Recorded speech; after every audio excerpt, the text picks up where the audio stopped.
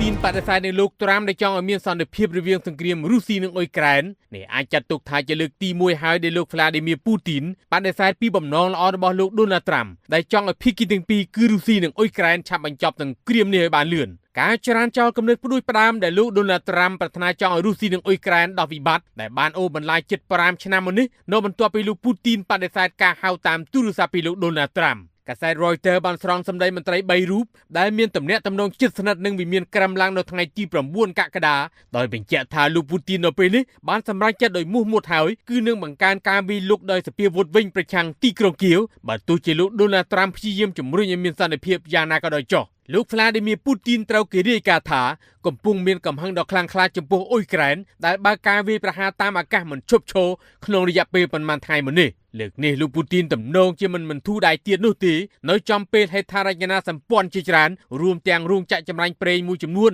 ត្រូវកងទ័ពអ៊ុយក្រែនកំទេចខ្លាចជាផេះផង់នោះមិនតែប៉ុណ្ណោះការវាយប្រហារដោយយន្តហោះគ្មានមនុស្សបើកនាពេលថ្មីនេះរបស់អ៊ុយក្រែនសម្ដៅទៅលើគោលដៅសំខាន់ដូចជារោងចក្រចម្រាញ់ប្រេងនិងកំពង់ផែរបស់រុស្ស៊ីដែលបញ្ហានេះជំរុញឲ្យលោក Putin កាន់តែមានការបដិញ្ញាចិត្តខ្ពស់ក្នុងការបន្តធ្វើសង្គ្រាមប្រឆាំងអ៊ុយក្រែនដោយមិនរុញរានោះបើទោះជាមិនដល់ពេលនេះនៅមិនទាន់មានតួលេខបង្ហាញពីទំហំនៃការខូចខាតក៏ទាំងសងខាងសុទ្ធតែបានដឹងរៀងៗខ្លួនហើយគឺទាំងជីវិតនិងទ្រព្យសម្បត្តិត្រូវរងវិនាសកម្មដោយសង្គ្រាមឈ្លានពានរបស់រុស្ស៊ីត្រូវស្ដារសម្បត្តិឡើងវិញមិនចេះតិចឆ្នាំនោះឡើយតាមរយៈឃ្លីវីដេអូកាលពីថ្ងៃទី9នៅចំពោះមុខក្រុមអ្នកកាសែតលោក Donald Trump បានបបួលលោក Zelensky ទៅទីក្រុងមូស្គូដើម្បីបើកផ្លូវឲ្យមានការចរចាស្វែងរកដំណោះស្រាយក៏ប៉ុន្តែតាមរយៈជំនួបទ្វេភាគីនោះប្រធានាធិបតីអ៊ុយក្រែនលោក Zelensky បានបដិសេធភ្លាមដោយអះអាងថានៅទីនោះគ្មានសុវត្ថិភាពសម្រាប់លោកនោះឡើយក្នុងន័យនេះលោក Zelensky បញ្ជាក់ទៅសមាភាគីរបស់ខ្លួនគឺលោក Donald Trump ថាបើទៅទីក្រុងមូស្គូនៅពេលនេះ